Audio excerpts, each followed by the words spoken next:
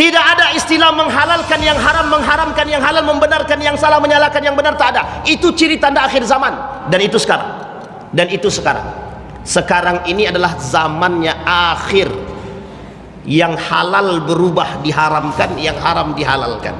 Bapak Ibu akan bertemu dengan kondisi yang lebih parah dari hari ini, yang disebut oleh Nabi sanawatun khadda'at, masa-masa tipu daya.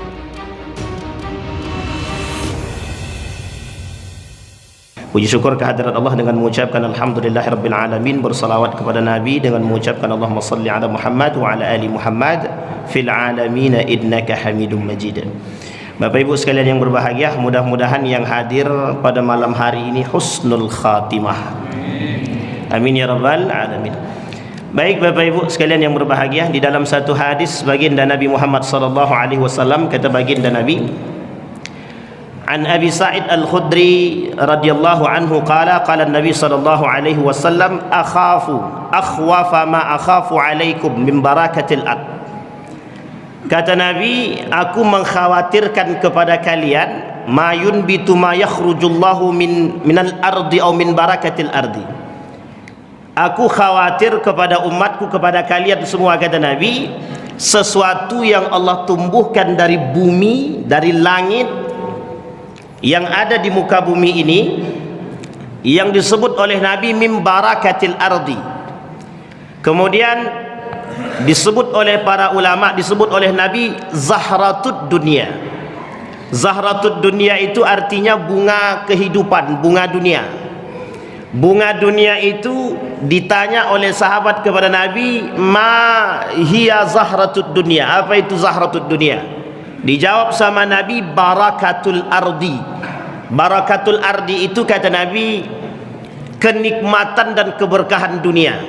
Pertanyaannya, mengapa kok Nabi khawatir dengan keberkahan dunia itu? Kuncinya, kata baginda Nabi, ada pada kalimat terakhir. Kata Nabi begini, faman akhadha bihaqqihi wa wada'a fi haqqihi tilkal ma'una huwa. Yang ngambilnya dengan cara yang baik, yang halal, dan meletakkan pada cara dengan cara yang halal, maka kata Nabi, itulah kenikmatan yang sesungguhnya. Tapi kemudian faman akhadha bi ghairi haqqihi, yang ngambil dengan cara yang bukan haknya, yang mengambil bukan cara dengan haknya, kata Nabi, kana kalladhi ya'kul wa la yashba, seperti orang memakan tapi tak pernah kenyang. Ini pengibaratan yang diibaratkan oleh Nabi untuk kita semua. Zahratud dunia itu kenikmatan dunia, bunga dunia, memang barakatul ardi bagus, yang bisa memanfaatkannya dengan cara yang baik, yang bisa mengambilnya dengan cara yang halal, bukan dengan cara yang haram. Orang yang memakan yang halal, maka dia sedang meletakkan perutnya, raganya, jiwanya kepada sesuatu yang sudah ditentukan oleh Allah. Tapi orang yang makan yang haram, dia sedang meletakkan perutnya di tempat neraka yang sudah dijanjikan. Bapak Ibu sekalian yang berbahagia, Imam Al-Ghazali di dalam kitabnya Ihya Ulumuddin, kemudian ada percikan daripada Ihya Ulumuddin ini, atau lebih tepatnya dirangkum khusus untuk judul-judul tertentu. Salah satu judulnya adalah halal wal haram, halal dan haram. Waktu kita tak panjang, saya cuma sampaikan poin-poin inti saja. Di dalam persoalan ini Imam Al-Ghazali mengatakan, kulu minat tayyibati wa'malu salihah. Kata Allah dalam Al-Quran, makanlah yang baik-baik. Ingat kalimatnya, yang baik-baik. Allah tak sebutkan yang halal. Ini khusus orang beriman, khusus untuk orang beriman. Jadi kalau Bapak Ibu masuk dalam kategori orang beriman, harusnya ayat ini cocok untuk kita. Kulu minat tayyibati wa'malu salihah. Kata Allah dalam Al-Quran, makan yang baik-baik, yang baik-baik, kemudian lakukan perbuatan yang saleh.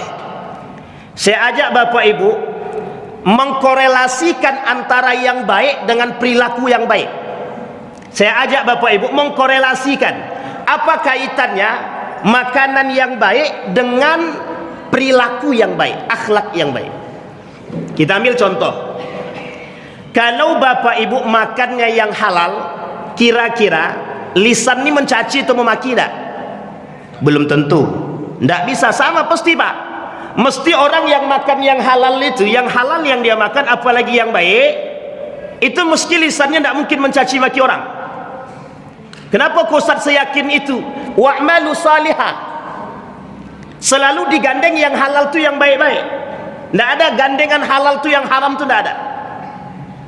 Jadi bapak ibu, kalau bapak ibu lihat ada orang yang lisannya mencaci, memaki, menjelekkan orang, perhatikan 3 hal saja, 3 hal. Salatnya, hubungan dia dengan orang tuanya, atau yang ketiga, yang halal dan haramnya. Ustaz, ada orang makanannya tidak tahu halal apa haram, kita tidak tahu, tapi salatnya rajin Ustaz. Orang tuanya diumrahkan, tapi memang lisannya tak bisa dia jaga. Mesti ada yang haram yang dia makan, mesti ada. Jadi bapak ibu, ini jangan tersinggung ya bapak ibu ya. Ini kalau bapak ibu tersinggung berarti pelaku, tapi kalau tidak tersinggung itu yang harus kita sampaikan. Karena mohon maaf, persoalan halal haram ini bapak ibu di akhir zaman tuh seperti remeh temeh saja dibuat orang. Padahal makanan yang halal dan yang haram itu kunci iman, kunci iman. Tidak akan bertahan akidah seseorang kalau dia makan yang haram, tidak akan. Kita ambil contoh. Kita ambil contoh. Ada seorang, kita anggap seorang mengerti agama, tokoh agama, misalkan contoh saja. Dia kata bahwa suap itu halal. Kira-kira itu orang yang ngerti tokoh agama yang mengatakan suap itu halal. Kalau dia katakan suap itu halal, kira-kira iman atau tidak iman? Iman atau tidak iman? Itu jelas Ustaz, jelas. Baik, sekarang saya ajak bapak ibu berpikir sejenak kasus yang lagi familiar, kasus yang lagi populer. Ada seorang tokoh agama yang mengatakan tinggalkan zakat. Kira-kira saja, di mana letak syubhat dan haramnya? Di mana letak syubhat dan haramnya? Mohon maaf Pak, ini kita bukan sedang mengkritik, bukan. Kita masuk dalam kategori wa'malu salihah. Apakah ada kaitannya antara makanan yang halal dengan perilaku yang baik? Saya kasih cerita, unik ceritanya, sangat unik sekali. Tinggal 5 menit lagi, tolong diingatin ya, nanti 14 ini. Satu ketika ada seorang ustadz bernama Omar Mita. Beliau menceritakan begini, ada seorang santri masuk ke pesantren, bapak ibunya memasukkan ke pesantren. Pesantren ya, ingat kalimatnya pesantren. Tapi bapak ibu, ketika anak ini di pesantren, itu sama sekali anaknya agak susah diatur, sangat susah diatur. Banyak melawannya, suka bikin onar, selalu dihukum. Diambil kesimpulan, singkat cerita diambil kesimpulan oleh pihak sekolah, anak ini tak bisa lagi diurus, tak bisa lagi dididik, kita keluarkan. Apa kata kepala sekolahnya? Aku yang akan antarkan kepada orang tuanya karena aku yang punya tanggung jawab. Kepala sekolah pesantren. Ini ceritanya nyata, fakta yang diceritakan langsung oleh Ustadz Omar Mita. Apa kata Ustadz Omar Mita? Apa kata kepala sekolahnya? Bapak ibu, ini anak bapak ibu kami kembalikan. Di sekolah ini, di pesantren itu, anak bapak ibu tidak bisa lagi dididik. Apa jawaban orang tuanya Pak? Jawaban orang tuanya sederhana saja, jawaban orang tuanya. Apa kata orang tuanya? Ustadz, tidak adakah cara lain yang bisa mendidik anak kami? Karena cuma inilah harapan kami terhadap anak kami. Orang tuanya punya harapan terhadap anak ini untuk masuk ke pesantren. Cuman itu harapannya. Kalau dia mau masukkan sekolah luar selesai sudah banyak, tapi dia tak mau, dia mau masukkan ke pesantren. Apa kata kepala sekolahnya? Menangis bapak yang punya anak ini tadi. Kemudian pihak kepala sekolah bilang begini, kalau begitu Pak, begitu besar harapan bapak terhadap anak ini, berikan kami ikhtiar, biarkan kami berikhtiar untuk mendidik kembali anak bapak ini. Dilalah ketika itu teringat oleh kepala sekolah tadi, ustadz tadi, bertanya kepada orang tuanya, kalau boleh tahu pekerjaan bapak apa? Cuma itu yang ditanya. Seketika dijawab sama orang tuanya, bapak ibu tahu apa pekerjaannya? Saya tak sebutkan pekerjaannya, tapi ada unsur ribawi dalam sekolah, dalam pekerjaannya. Ada unsur ribawi dalam perbuatan orang tuanya yang setiap bulan dia kasih makan anaknya dari yang haram. Tahu Bapak Ibu apa kata Ustadz tadi, kepala sekolahnya tadi? Saya ikhtiar mendidik anak Bapak, tapi saya minta satu saja, kalau memang ini harapan Bapak Ibu, tinggalkan pekerjaan Bapak dan kami didik anak Bapak. Apa jawaban orang tuanya? Karena memang betul-betul harapannya cuma itu. Apa kata orang tuanya? Kalau itu yang Ustadz pandang, kalau itu yang Ustadz sarankan, beri kami waktu 1 sampai 2 bulan. Bapak Ibu, apa yang terjadi? Sebulan kemudian orang tuanya meninggalkan pekerjaan tersebut. Bapak Ibu tahu berapa jangka waktu yang diberikan oleh Allah? 2 bulan kemudian perubahan anaknya terjadi. Perubahan anaknya terjadi. Jadi mohon maaf Bapak Ibu, kalau Nabi bilang anna yustajabalah, kata Nabi, orang yang makan yang haram, pakaiannya haram, makanannya haram, minumnya haram, anna yustajabalah, tidak akan dijawab sama Allah. Apalagi orang yang berangkat umrah bolak-balik cuma karena duit korupsi, haram. Haram. Ustadz kok kencang banget bilang haramnya? Memang Pak. Bolehkah kita membangun masjid dengan duit yang haram? Tidak boleh. Jangankan umrah, jangankan haji, dengan duit yang haram membangun masjid aja nggak boleh. Disepakati oleh semua para ulama, kecuali public services, kecuali apa namanya itu, fasilitas umum, itu boleh. Pertanyaannya adalah apa kaitannya dengan ayat yang kita bacakan, wa'malu salihah? Ada kaitan? Ada. Orang yang memakan yang haram maka akan merubah perilakunya yang tadi baik jadi tidak baik.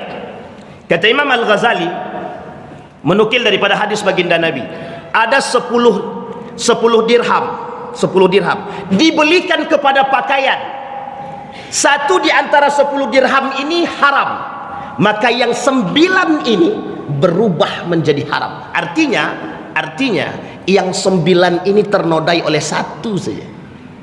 Bisa dipahami Bapak Ibu? Begitulah beratnya. Itu baru perubahan dalam transaksi muamalah. Bagaimana dengan, mohon maaf, bagaimana dengan orang yang berpuasa tapi konsumsinya haram? Bagaimana dengan orang yang berpuasa berbuka dengan yang haram? Bagaimana orang yang, mohon maaf, berpuasa, mereka beribadah tapi yang dimakan haram? Kalau Allah katakan tidak Allah terima, yang haram yang masuk tidak akan Allah terima. Apapun itu perbuatannya tidak Allah terima. 40 hari lebih lamanya Allah tidak mau menerima perbuatan orang-orang yang memakan yang haram sampai dia bertobat kepada Allah. Bapak Ibu sekalian yang berbahagia, kira-kira persoalan ini berbahaya atau tidak bagi orang beriman? Sekarang saya kasih tahu Bapak Ibu. Sekarang ini ada kelompok namanya Yahudi. Tahu ya? Tahu Bapak Ibu Yahudi? Baik. Yahudi kan sedang berperang nih orang nih. Kita tidak kaji perangnya, kita kaji Yahudinya. Cara yang membuat kita ini untuk tidak taat kepada agama dengan memberikan fasilitas-fasilitas yang dekat dengan unsur ribawi, yang haram, yang syubhat. Ingat kata-kata tadi, mereka akan memberikan fasilitas kepada kita yang berdekatan dengan unsur-unsur ribawi, yang haram, yang syubhat. Tujuannya apa? Kalau ada orang mukmin belajar mengkonsumsi yang haram, itu mulai tidak taat. Kalau Bapak Ibu mau coba, silahkan kita lakukan penelitian. Bapak Ibu kalau mau coba, silahkan coba lakukan penelitian sendiri. Cari orang yang koruptor, cari orang pemakan riba, cari orang penjual khamar. Sekarang lakukan penelitian bagaimana ibadahnya. Ustadz, rajin dia ke masjid, Ustadz, rajin dia ke masjid. Pertanyaan yang kedua, coba perhatikan rumah tangganya, baik apa tak baik. Yang ketiga, perhatikan harta bendanya, bertahan lama atau tidak. Yang keempat, perhatikan anak-anaknya. Kenapa sebegitu yakinnya Ustaz? Karena begitu kondisinya Pak. Allah tidak mungkin memaklumi orang-orang yang melakukan perbuatan-perbuatan yang haram. Tidak. Allah tidak mau berdamai dengan orang yang melakukan perbuatan yang haram hatta yatuba, sampai mereka bertaubat. Tidak mau. Jadi Bapak Ibu, halal haram itu ciri khas orang beriman. Halal haram itu ciri khas orang beriman. Ingat kalimatnya Pak, orang beriman. bukan orang muslim. Karena orang muslim banyak yang tidak beriman. Namanya Islam KTP. Bapak Ibu jangan tersinggung, karena ini yang harus kita sampaikan agar kita menghindari, Pak, agar kita menghindari yang haram. Bapak Ibu, saking seriusnya Yahudi itu mengalihkan perhatian kita, itu seekor babi saja, seekor babi, Bapak Ibu boleh cek itu, seekor babi itu bisa menghasilkan 100 lebih produk. Dari seekor babi bisa menghasilkan 100 produk, mulai dari tulangnya, kulitnya, minyaknya, rambutnya, semuanya bisa menjadi 100 produk. Dan banyak yang bercampur dengan makanan-makanan yang ada di Indonesia, yang mayoritas, mungkin kalau saya kata mayoritas mungkin tidak, tapi banyak dikonsumsi oleh anak-anak kita. Dulu pernah terindikasi marshmallow, dulu juga pernah terindikasi kuaci, dulu juga pernah terindikasi beberapa makanan-makanan yang lain yang bercampur dengan, mohon maaf, minyak babi, daging babi. Ketika mereka tak berhasil mengantarkan kita melakukan perbuatan yang haram, dia kasih makanan yang haram ke kita. Coba bayangkan. Dan kita mengkonsumsi. Dulu ada namanya merek Supermi, dulu, tapi sekarang saya tak tahu lagi, bercampur dengan minyak babi. Mudah-mudahan sudah tidak lagi. Pertanyaannya, apakah makanan-makanan itu ada label halalnya? Ada label halalnya? Ada. Bisa dipahami Bapak Ibu ya? Baik. Sekarang kita masuk poinnya, Pak. Itu baru satu dalil. Sekarang kita lihat dalil yang kedua. Wala ta'kulu amwalakum bainakum bil batil. Kata Allah, jangan kalian memakan harta saudara kalian dengan cara yang batil. Korupsi itu batil enggak? Batil enggak itu? Memakan hak orang atau tidak? Sangat, Pak. Zalim. Memakan harta anak yatim batil apa tidak? Batil. Haram apa tidak? Haram. Sekarang saya tanya Bapak Ibu, ada orang penjual minuman khamar, kira-kira duit yang dia makan halal apa haram? Haram. Bapak Ibu lihat orang main judi, hasilnya halal apa haram? Haram. Judi online halal apa haram? Haram. Bahkan Bapak Ibu, 17 Agustus, lomba 17 Agustus, kalau diambil dari peserta duitnya digunakan untuk beli hadiah, haram. Judi haram. Kalau lomba 17 Agustus duitnya diambil dari peserta digunakan untuk membeli hadiah, mereka merebut duit mereka sendiri, hukumnya judi dan haram. Bisa dipahami Bapak Ibu? Bisa dipahami sampai di sini? Itu yang nyata haramnya, yang nyata. Sekarang pertanyaannya, ada enggak yang tidak nyata haramnya? Ada banyak yang tidak nyata keharamannya, maka dimaknai haram secara makna. Bagaimana dengan orang yang jual beli tapi nipu, duitnya halal apa haram? Haram. Barangnya halal tapi cara menjualkannya haram, cara menjualkannya menipu. Halal atau haram? Haram yang dia makan, haram. Bisa dipahami Bapak Ibu ya?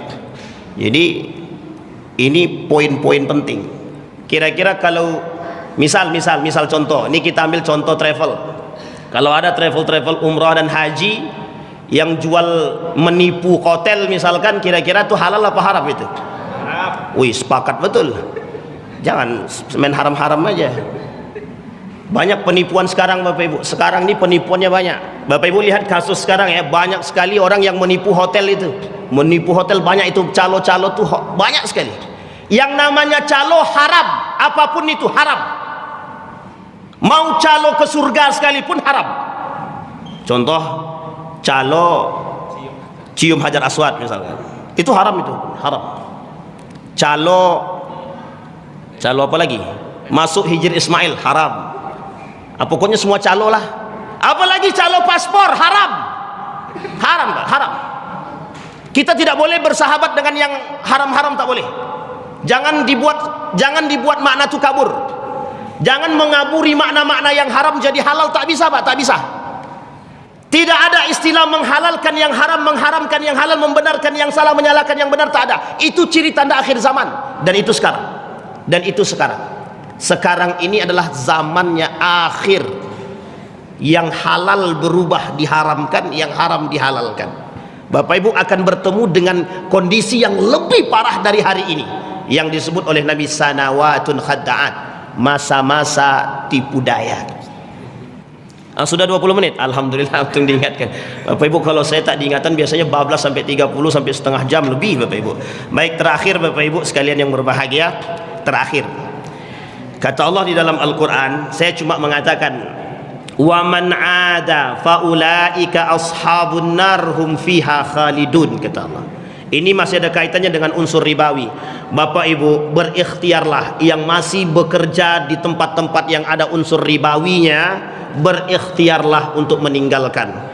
Mohon maaf, zaman ini Bapak Ibu tidak akan semakin lebih baik, kecuali akan semakin lebih hancur, kata Nabi, sampai datang masanya yang disebut dengan Dajjal.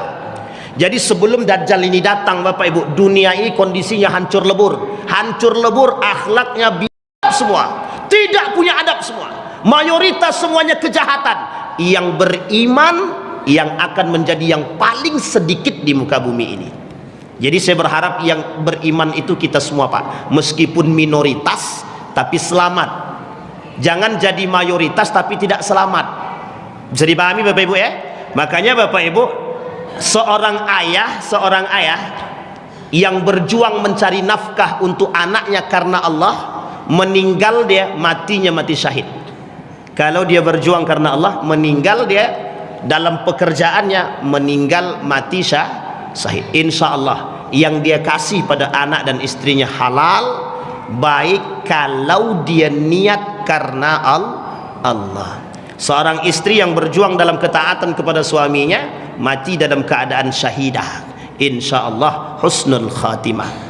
Baik Bapak Ibu sekalian yang berbahagia, mudah-mudahan ceramah singkat kita ini bisa diambil pelajaran. Tinggalkan yang haram, tinggalkan yang syubhat, dekatkan diri kepada yang halal, meskipun sedikit tapi berkah, daripada banyak tapi hancur lebur, tak ada bisa kita manfaatkan sedikit pun, justru mengantarkan lisan-lisan kita kepada yang tidak beradab. Mudah-mudahan bisa menjadi pelajaran bagi kita, kasih makan anak-anak yang halal, yang baik, insyaallah. Mudah-mudahan bermanfaat. Fa'tabiru ya ulil absar la'allakum tuflihun. Assalamualaikum warahmatullahi wabarakatuh.